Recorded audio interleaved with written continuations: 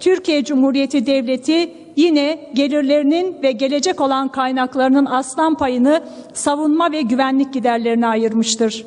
Savunma bütçesi bu sene hiçbir neden gösterilmeksizin %7,4 oranında arttırılmıştır. Üstelik bütçenin bu kısmı ile ilgili harcamalar karanlıkta bırakılmaktadır. Şimdiye kadar bütün iktidarlar döneminde yapıldığı gibi AKP hükümeti döneminde de örtülü ödenekten yapılan sınırsız harcamalar birer sır olmaktadır. Mevzu silah, tank, top, insanlı insansız savaş uçakları ve operasyonlar olunca halkın sırtından elde edilen bütçe gelirleri sonuna kadar ve hesap vermeksizin harcanabilmektedir. Bu harcamaların görünür olmasına gerek duyulmaması demokratik hukuk devletlerinde kabul edilecek türden değildir. Bütçe şeffaflığı konusunda Türkiye, Uganda ve Zambiya'nın dahi gerisinde bulunmaktadır. Savunmaya ayrılan bütçe dışı kaynakların ise ne kadar olduğu açıklanmamaktadır. En azından açıklanıyorsa dahi biz Türkiye Cumhuriyeti parlamenterlerine bu açıklama yapılmamaktadır. ABD'ye ve NATO'ya açıklanabiliyorsa bile bu bilgiler bizim ve aynı zamanda Sayıştay'ın da denetimine kapalı durumdadır. Örneğin Milli Savunma Bakanlığı bütçede de kendisine ayrılan pay dışında 2 ayrı kaynaktan beslenmektedir. Bunların biri modernizasyon adı altında Türk Silahlı Kuvvetleri'ne ayrılan kaynak, diğeri ise Savunma Sanayi Fonu'ndan ayrılan bir paydır. Jandarma Genel Komutanlığı'nın bütçesi ise ayrı. Bunların yanı sıra ihtiyaç duyulursa savunma harcamaları için bakanlık bütçesinden kesinti yapılabilmektedir. Bu para Milli Savunma Bakanlığı'na aktarılmaktadır. Ortadaki rakamlara rağmen yapılacak bir operasyonun ekonomik maliyeti ise devlet sırrı olarak kalmaktadır. Tüm bunların yanı sıra çeşitli isimlerde kurulan askeri vakıf ve dernekler de silahlanmaya kaynak ayırmak için kullanılmaktadır.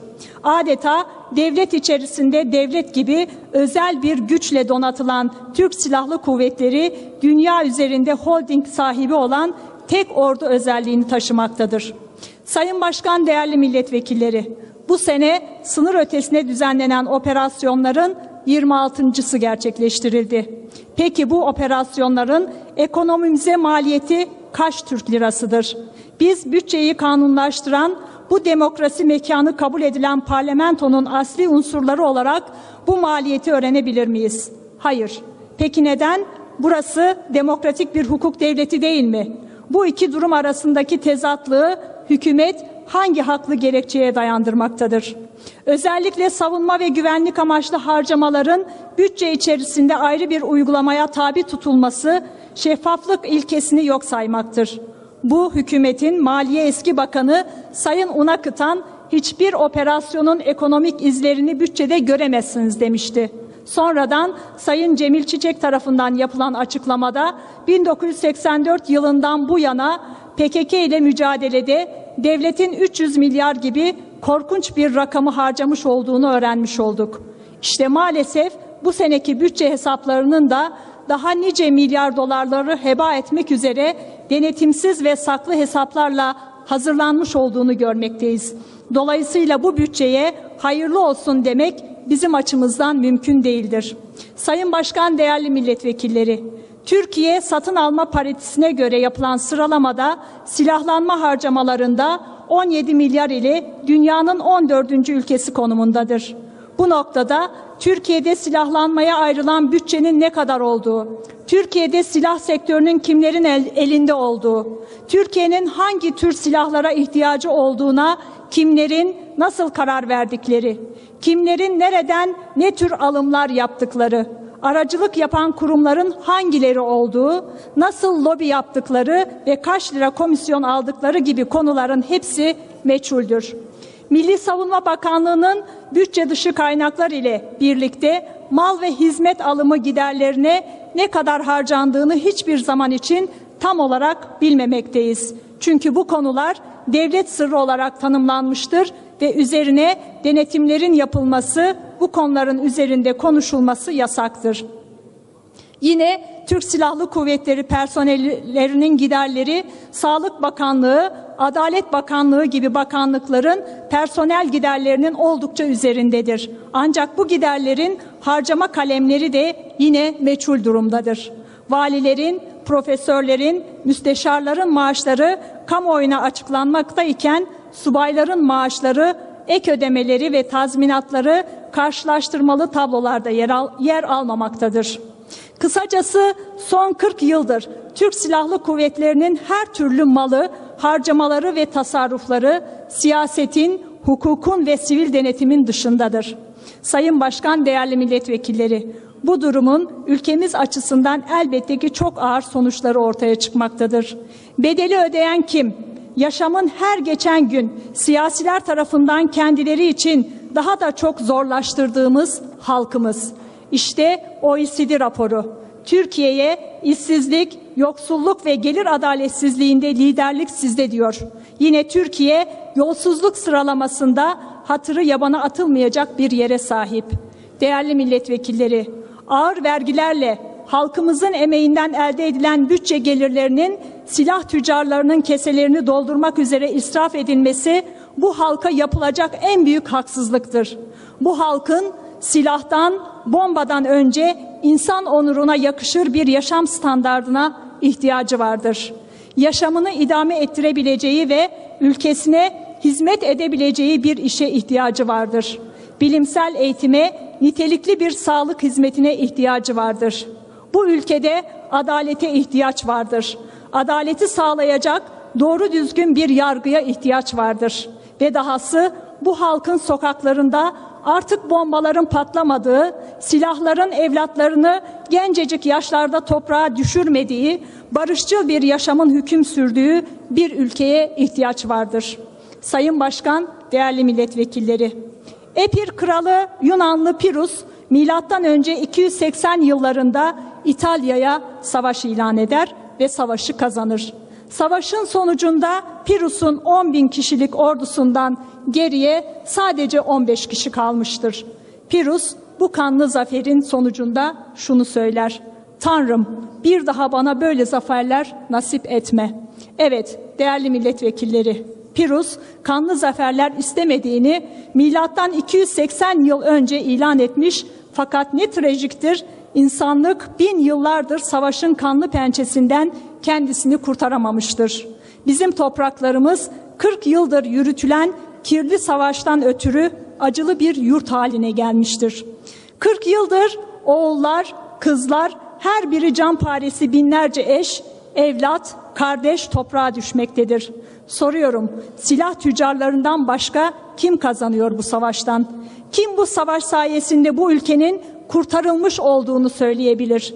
Kim bu savaş sayesinde sokakta yürürken, parkta otururken güven içinde olduğunu söyleyebilir? Halkın emeğinden çalınan vergiler ile yürütülen bu savaştan savaş tacirleri dışında kim karnının doyduğunu, yüreğinin ısındığını söyleyebilir? Bu devlet, bu hükümet içine saplandığı bu kirli savaş sarmalının içinde her geçen gün daha da kirlenmektedir. Sayın Başkan, değerli milletvekilleri, her namlunun iki yüzü varmış aslında. Biri kurbanını öldürürmüş, öteki de tetiği çekenin vicdanını. Bu savaş bu devleti öyle zalim bir hale getirdi ki her türlü insanlık suçu işlendi bu ülkede. En ağırından trajediler yaşadık ve bu trajedinin tanığı olduk aynı zamanda. İşte daha geçen hafta İnsan Hakları Komisyonu'nda Dersimli acılı bir baba devletin silahlı güçleri tarafından kaçırılan kızının cesedinin nasıl parçalandığını anlattı. Doğrusu bu hikayeyi dinlemeye dahi yürek dayanmıyor. Ama daha vahimi ise bu coğrafyada bu insanlık dışı hikayeye sahip binlerce yurttaşımızın olduğu gerçeğidir. Sayın milletvekilleri, ayakta duran sayın milletvekilleri, ayakta konuşan sayın milletvekilleri, eğer dinlemeyecekseniz kulislere rica edeceğim size. Sizi sükunete davet ediyorum. Buyurun Sayın Buldan. Savaş bu devleti öyle bir canavara dönüştürdü ki devlet yurttaşını yutarken gözünü oymak, ayağını, kulağını koparmak istedi ve bunu binlerce, ısrarla söylüyorum, binlerce yurttaşımıza yaptı. Ve AKP hükümeti eliyle de devlet bu uygulamalarına yıl 2011 hala devam etmektedir. Meydana gelen çatışmalarda yaşamını yitiren cenazelere yapılanlar, cenazelere dahi nasıl bir vahşet uygulandığını gözler önüne sermektedir. Bu ülkenin yurttaşları çocuklarının cenazelerini almaya gittiklerinde tam anlamıyla bir vahşet ile karşılaştıklarını acı içinde haykırmaktadırlar. Hakkari'nin Çukurca ilçesinde sivil toplum örgütlerinin tespitlerine göre Türk Silahlı Kuvvetleri tarafından kimyasal silah kullanılarak öldürüldükleri iddia edilen gerillaların cenazeleri haftalarca Malatya Adli Tıp Morgu'nda bekletildiler ve ailelerin verdikleri bilgiye göre cenazeler tanınmaz durumdaydılar. Birçoğunun kafasının olmadığı ifade edilmekteydi ve tamamen yanık durumda olan cenazeler yakınları tarafından teşhis edilemediler. 80 yıldır öldürmeye ve öldürtmeye doymamış devlet politikalarının vahşet fotoğraflarını izlemek istemiyoruz artık. Avrupa'da faşist rejimler son nefeslerini verdi. Dünya çapında diktatörler devri kapanmaya yüz tuttu. Bizim ülkemizde devlet zihniyeti 80 yıldır zulmünden hiçbir şey yitirmedi.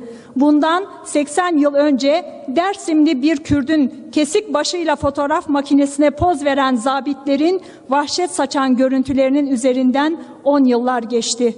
Devletin güvenlik güçleri, JITEM ve çeteler kesik baş ve uvuzlarla poz vermeye devam eder oldu. Vahşet çağı bu coğrafyada hiçbir zaman kapatılmamıştır çünkü. Kürt çocuklarının ölüsüne dahi her türlü hakaret yapılmaktadır. Gerilla cenazeleri insanlık dışı bir şekilde parçalanmakta, teşhir edilmekte, hiçbir dini vecibenin yerine getirilmesine izin verilmeksizin bu cenazeler kimsesizler mezarlığına atılmaktadır. Oysa bu topraklarda yaşayanlara çok görülse dahi insan onuru diye bir şey vardır. Bir ölümün dahi hak ettiği bir takım uygulamalar vardır. Beden bütünlüğüne zarar verilmeden gerektiği gibi defin edilmesine müsaade edilmesi ve cenazesinin yakınlarına teslim edilmesi gibi. Bu yaklaşım insan olmanın gereğidir. Bütün dinler bunu buyurur ve bütün güzel ahlak öğretileri bunu gerektirir.